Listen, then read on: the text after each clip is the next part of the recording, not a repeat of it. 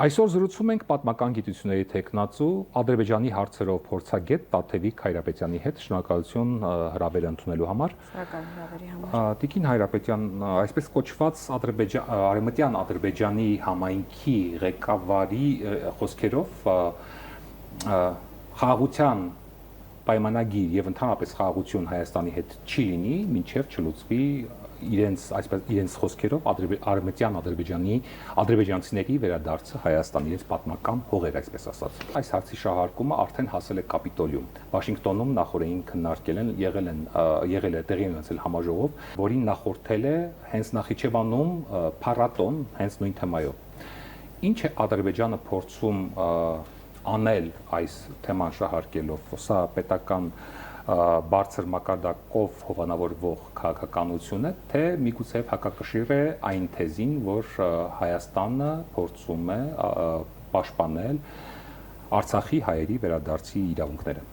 Շնորհակալ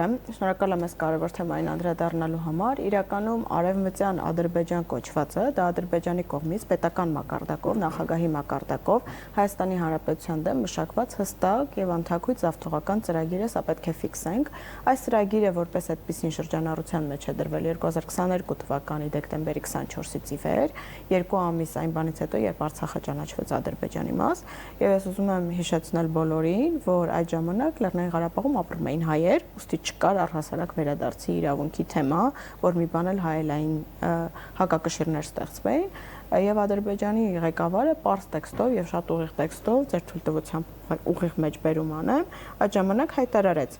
Այս տարածքում Հայաստան երբեք չի եղել, այսօրվա Հայաստանը մեր հողն է, այժմ երբ Ղարաբաղյան հակամարտությունը լուծվել է, սա է մեր օրակարգում եղած խնդիրը, իհարկե վաղաժամ էր խոսել դրա մասին նախքան հակամարտության լուծումը, Ղարաբաղյան հակամարտության լուծումը, բայց այժմ չպետք է ժամանակ ծախսենք։ Գիտեք, տևական ժամանակ ես Ադրբեջանով զբաղվում եմ ուսանողական տարիներից մոտ 13-14 տարի սիստեմատիկ զբաղվում եմ պետության ուսումնասիրությամբ։ Ալիևը նույնիսկ Ղարաբաղյան հակամարտության արկայության տարիներին, երբ ընթանում էին բանակցային գործընթացներ, պարբերաբար ունենում էր ելույթներ, օրինակ, չգիտեմ, Սևանը մերն է, Երևանը մերն է եւ այլն։ Մենք բոլորս հիշում ենք այդ ժամանակվա ելույթները, շատ հաճախ այստեղ որոշակի հեգնանքով էին վերաբերվում կամ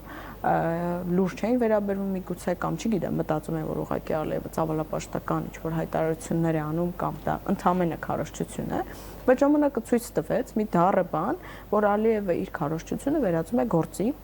եւ եթե դու ժամանակին դա չես զոքացնում քարոզչական դաշտում, չես զոքացնում դիվանագիտական դաշտում, դա հետո դառնում է շատ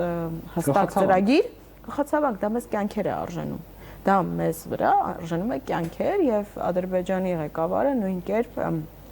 Լեռնային Ղարաբաղի հարցում մղեց մի քանի տասնամյակ տևող եւ հայատյացության քարոզ եւ զավթողականության քարոզ ու ի վերջո եկանք հասանք 20 թվականի սեպտեմբեր ու դրան հաջորդող իրադարձություններ, երբ Ալիևը անգամ անհաշտ էր այն մտքի հետ, որ առհասարակ հայեր կարող են ապրել այդ հողի վրա եւ ամեն ինչ արեց, որպեսզի հայերի կյանքը անհնար դարձնի այդ հողի վրա։ Հիմա Ադրբեջանը հաջորդ փուլին է անցել, արդեն զավթողական ծրագրեր է մշակում Հայաստանի Հանրապետության դեմ եւ բնավ չի ཐակցնում դրանք, ընդ որում ես մի կարճ բան էլ ավելացնեմ, անցած տարվա նոյեմբերի 3-ին Ադրբեջանի ղեկավարը ելույթ ունեցավ իրենց ազգային ժողովում եւ կարգադրեց բոլորին միջազգայինների աչքի առաջ ադրբեջանցիների չակերտավոր վերադարձի թեման դարձնել արդար եւ տրամաբանական։ Այդ թեման ոչ արդար է, ոչ տրամաբանական, այդ թեման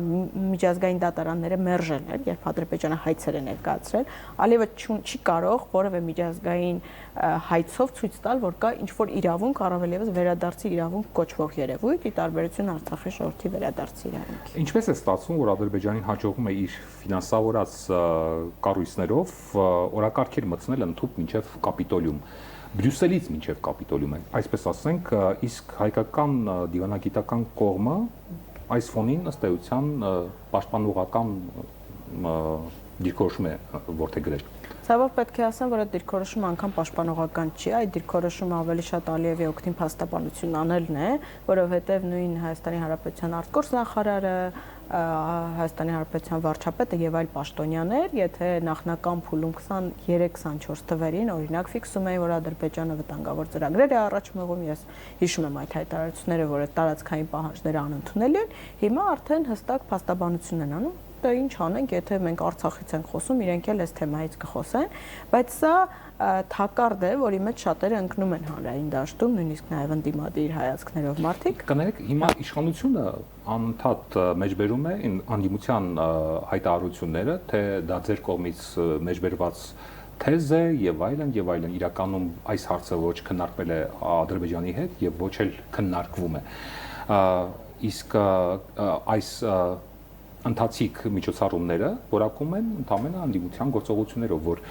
հատկապես անդիմադիր падգամավորների սեղանին Արցախի դրոշի տեղադրումով եւ այլն նմանատիպ այլ գործողություններով։ Ինչ անել, որ անդիմություն իշխանություն վեճը ի վերջո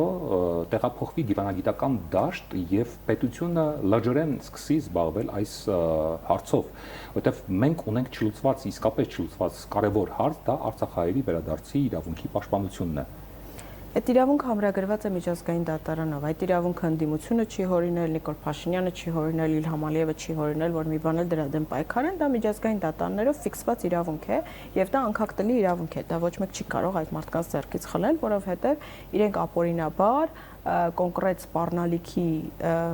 հիման վրա հարկադրված են եղել բռնի տեղահանվել եւ լքել իրենց բնակավայրը եւ միջազգային դատարանները դա ամրագրել են։ Սա մեկ։ Երկրորդը Նիկոլ Փաշինյանը փորձում է իրեն գցած թակարդից դուրս բերել, որովհետեւ ինչ է արել իշխանական քարոզչությունը տևական ժամանակ, ասել է, որ մենք Արցախից հրաժարվենք, թեման կփակվի, կբարիշենք, ճանապարհները կբացվեն, շատ լավ կապրենք, ոչ մի խնդիր չի լինի։ Հիմա ամեն կերպ հնարավոր ձևերով հրաժարվել են Արցախից, ընդհանուր մինչև հասավ այն մակարդակի, որ նախընտրական քարոզչության ժամանակ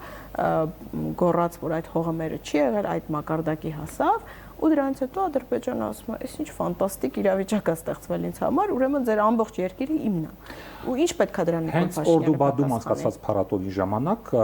ադրբեջանցիները խոսում էին, թե կգա մի ժամանակ, երազում էին, որ կգա արդեն շուտով կգա ժամանակ, երբ մենք կհասնենք Գյոյչա, ինչպես իրենք են Սևանին անվանում։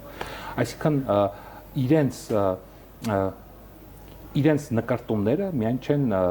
բավարարվում, չեն տեղավորվում միայն այն հատվածներով, որտեղ որ ժամանակին խորհրդային տարիներին բնակվել են այդ ադրբեջանցիները, այլ արդեն ընդհանուր ամբողջ Հայաստանի տարածքին է վերաբերում նկարտումները։ Եվ դա հովանավորվում է Ալիևի մակարդակով։ Մենք պետական ամենաբարձր մակարդակով այս թեմային չգիտես ինչու չեն արձագանքում։ Ես գիտեմ ինչու չեն արձագանքում, որովհետև իրենց ողջ ստեղծած քարոզչական փուչիկը կտրակի, եթե սկսեն արձագանքել, կստացվի իրենց ողջ քաղաքականությունը ձախողվել է Ադրբեջանի հետ կապված, այսինքն գնալ զիջումների, փորձել հասնել ինչ-որ խաղաղության եւ դրանով փակել հակամարտության էջը։ Հիմա ստացվում է Ադրբեջանը արհեստականորեն հակամարտության գոտի է փորձում վերածել Հայաստանի Հանրապետության տարածքը, ընդ որում կիրառելով տերմին, որը երբեք պատմության մեջ, աշխարհագրության մեջ գոյություն չի ունեցել։ Արցախ բառը մենք չենք հորինել, Արցախ բառը կա տարբեր ժամանակահատվածների ընդհանուր մինչև անտիկ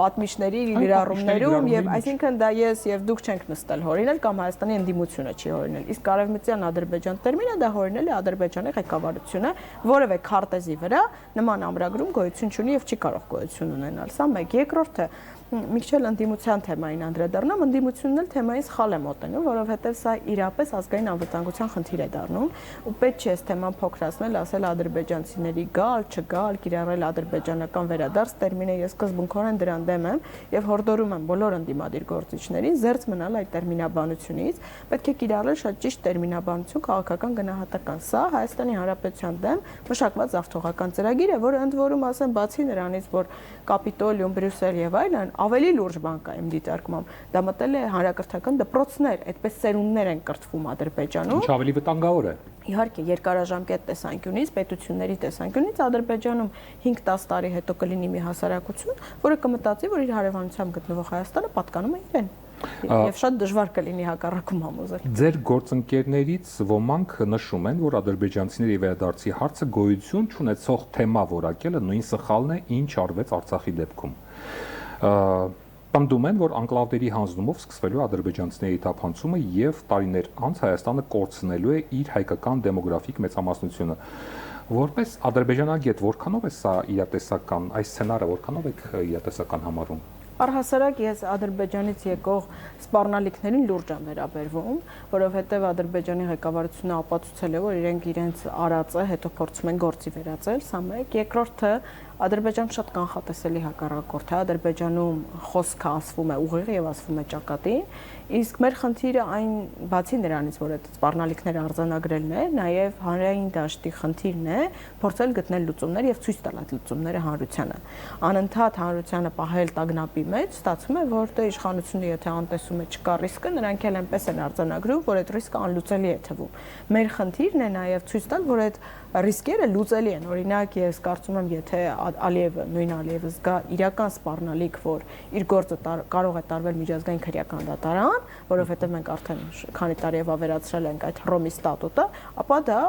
լուրջ զսպող գործիք կարող է լինել, օրինակ եմ ասում, կամ միջազգային հայցերի շարունակականության ապահովումը կամ այլ միջոցներ։ Այսինքն, տեսեք, այսօր Ադրբեջանը մեր դեմ պայքարում է տեղեկատվական, դիվանագիտական ու քաղաքական դաշտում եւ պայքարում է նաեւ հոգեբանական դաշտում։ Նրանք փորձում են մեզ այնպիսի իրավիճակ ստեղծել, որ մենք լուծում չունենք, որ մենք ոչ մի ձևով սրան չենք կարող հակադարձել, որովհետեւ ունենք բավականին թույլ եւ կամային հատկանիշներից զուրկ իշխանություն եւ ընդդիմություն, որը բացառապես խոսում է խնդիրների մասին եւ չի առաջարկում լուծումներ։ Այս իրավիճակում իրենք մեզ գցում են իրենց հոգեբանական թակարդի մեջ։ Ընդդիմությունը չի առաջարկում լուծումներ, իսկ որպես մասնագետ, փորձագետ դուք ինչ եք առաջարկում, ինչ պետք է անել։ Օրինակ, եթե ես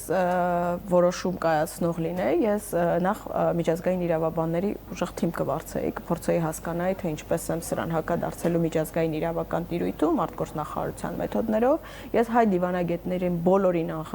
անխտիր կարգադրություններ կուղարկեի ամեն հնարավոր ձևով, սա գնահատել որպես զավթողականություն տարբեր մայրաքաղաքներում եւ բոլոր գործընկերներին զգուշացնել, որ եթե իրանցից մեկը երբևէ նման միջոցառմանը մասնակցի, ապա դա համարելու են ուղիղ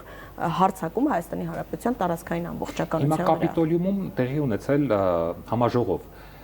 Հայկական լոբին Միացյալ Նահանգներում ինչ պետք է աներ, որևէ գործողություն պետք է աներ այս սրան հակակշռելու համար։ Լոբիից բացի այնտեղ դիվանագիտ դեսպանատուն կա եւ դեսպան կա, իսկ իրանք ինչ որ բան չպիտի անեն։ Ինչի ամբողջը ընկնում ինչ որ անհատների խմբերի վրա, եթե կա պետություն։ Շատերն են գալիս ինձ ասում, դե մի բան արեք, ես գիտությունների ազգային ակադեմիան չեմ կամ արտգործնախարարություն, ես կարող եմ ինչ-որ մտքեր առաջ քաշել, բայց այդ իրականացնողը պետությունն է, որովհետև մեր դեմ պայքարում է պետությունն իր բոլոր ռեսուրսներով։ Եթե այս ամբողջը լիներ ընդամենը 10 հոգանոց ադրբեջանական խմբի սպառման առարկա, ես կասեի դե լավ, անլուրջ թեմա է, բայց եթե Ալիևը անձամբ գալիս է այդ կարգադրությունը, եթե Ադրբեջանի կրթության նախարարը մոտ մեկ շաբաթ առաջ բաց տեքստով ասում որ ձեր երկիրը զավթելը մեր ազգային նպատակն է, կարծում եմ այդտեղ դժվար է այլ բան հասկանալ, էլի, քան հասկանալ, որ պետք է պայքարել դրա դեմ, այսօր դեռևս մեր ձեռքին առկա դիվանագիտական մեթոդներով եւ մեր բոլոր գործիքները մեր ձեռքն են, իրավունքը մեր ձեռքն է, փաստը մեր ձեռքն է, քաղաքական գնահատականներ տալու ամբողջ գործիքակազմը մեր ձեռքն է։ Ու ես ձեզ վստահեցնում եմ, նաեւ դիտարկելով ադրբեջանական դաշտը, եթե սա նաև Հայաստանի ընդդիմադիր դաշտի կողմից որակվի ոչ թե վերադարձ իրավունք sense տերմինաբանության մեջ, այլ զավթողականություն, դա ինքնին արդեն զսպիչ գործոն է, որովհետև Ադրբեջանը այսօր ուզում է աշխարհին ներկայանա որպես մի խաղաղասեր պետություն։ Տիկին Հայրապետյան, Ադրբեջանի արտգործնախարարությունը վճռականորեն մերժեց եւ դատապարտեց Ֆրանսիայի ԱԳՆ պնդումները նախորդին Արցախի հայերի վերադարձի, գերիների ազատ արձակման եւ մշակութային ժառանգության վերաբերյալ։ Բաքուն Փարիզին մեղադրում է չեզոքության կորստի եւ Հայաստանում ռևանշիստական տրամադրություններ խրախուսելու մեջ, թիրախավորելով նաեւ Հայաստան-Ֆրանսիա ռազմական գործակցությունը։ Հիմա Ադրբեջանը արդյոք փորձում է լեգիտիմացնել իր հնարավոր ագրեսիան այն ներկայացնելով որպես կանխարգելիչ միջոց հայ իրենց խոսքով ձևակերպումներով հայ ռևանշիստերին սաստելու համար միգուցե։ Տեսեք, իրականում շատ տխուր է մի կողմից հետևել, թե ինչպես է Ադրբեջանը շարունակ ստեղծում այդ տեղեկատվական թակարդները եւ շատերին գցում դրա մեջ, նաեւ մեր միջազգային գործընկերներին։ Ադրբեջանը Արցախում իրականացրել է ագրեսիվ պատերազմ եւ էթնիկ զտում։ Եվ դրա մասին փաստերը բազմաթիվ են եւ հոյակապ միջազգային բոլոր գործընկերները դրանից տեղյակ են։ Այդ ամբողջը փաստաթղթավորված է, այդ ամբողջը արձանագրված է, այդ ամբողջը երևացել է կամ վկայություններ։ Ադրբեջանը դժոխտել չի կարող։ Պարզապես չի ընդունում դա։ Խնդիրը միայն ընդունելը չի։ Ադրբեջանը ոչ միայն չի ընդունում դա, այլ Ադրբեջանը դրան զուգահեռ Հայաստանի Հանրապետությանը մեղադրում է ցեղասպան պետություն լինելու մեջ եւ էթնիկ զտում իրականացնելու մեջ։ Սա է այդ ճակերտավոր զավեշտը։ Այսինքն մի պետություն, որը ընդամենը 3 տարի չի անցել Արցախում տեղի ունեցած էթնիկ զտումից, այդ ամբողջը արել է, այսօր ասում են դուք եք ցեղասպանը, դուք եք զավթել իմ պետության տարածք, այդ պետությունը ինձ է պատկանում։ Ու այս աբսուրդը իրենք տանում են տարբեր տեղեր ու պարտադրում են տարբեր գործընկերների, որովհետև հայկական կողմից դա ճիշտ գնահատող ու ճիշտ ձևով դրան արձագանքող չկա, որովհետև հայկական կողմում վախենում են արձանագրել իրական ռիսկերը, որովհետև այդ ռիսկերը կան, բայց ես կրկնում եմ, եթե այդ ռիսկերը այսօր չեն չեզոքացվում դիվանագիտական, քաղաքական ու տեղեկատվական մեթոդներով, Աստված մի արածը, այդ չեզոքացման գինը, այսօրվա անգործության գինը վճարելու են մեր սերունդները, որովհետև կրկնում եմ, Ադրբեջանը ագրեսիվ եւ ցեղասպան պետություն է եւ իրենք չեն դադարել լինել այդպիսին։ Ինչու է Երևանը շարունակում լռել կամ սա համարում ներքաղաքական շահարկում անդիմադիր գործիչների կողմից եւ ինչպես պետք է ձևավորել իրական դիմադրություն։ Իրական դիմադրություն պետք է ձևավորել առկա իրավիճակին խելացի ու ճիշտ քաղաքական գնահատականներ հնչեցնելով, սա մեկ։ Երկրորդը պետք է հստակ ցույց տալ լուծումները։ Հանրությունը պետք է հասկանա, որ ինքը թակարդի մեջ չի, ինքը փակուղու մեջ չի, կան լուծումներ եւ այդ լուծումները կարող են իրականացվել, եթե իշխանության լինեն խելացի մարդիկ եւ ոչ թե մարդիկ, որոնք ոչինչ չեն հասկանում, թե ինչ է նշանակում սպասարկել պետական շահ։ Այսօր Հայաստանի Հանրապետության Պաշտոնական Երևանի լռության պատճառը ո՞րն է։ Լռության պատճառն է, որ իրենք ասելիք չունեն։ Ինչ պետք է ասեն։ Պետք է ասեն, կներեք, մենք սխալվեցինք, Արցախը հանձնելով հարցը չլուծվեց։ Իրենք 5-6 տարի է մեզ քարոզում են, որ Արցախը հանձնելով հարցը լուծվում է։ Այսօր Նիկոլ Փաշինյանն ասում է, ես լավ եմ արել, ճիշտ եմ արել, ինչ արել եմ, հպարտանում է իր պարտությամբ։ Հիմա գա ասի, որ ոնց որ այդքան էլ լավ չպարտվեցի, կամ պարտվել է քիչեր, պետք է մի հատ էլ պարտվեմ, ինչ ասի։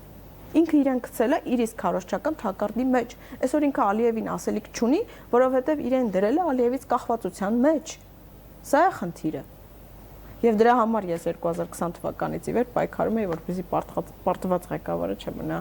իշխանության գլուխդաշատ վտանգավոր պետության համար։ Շնորհակալություն մեր հարցերին պատասխանելու համար։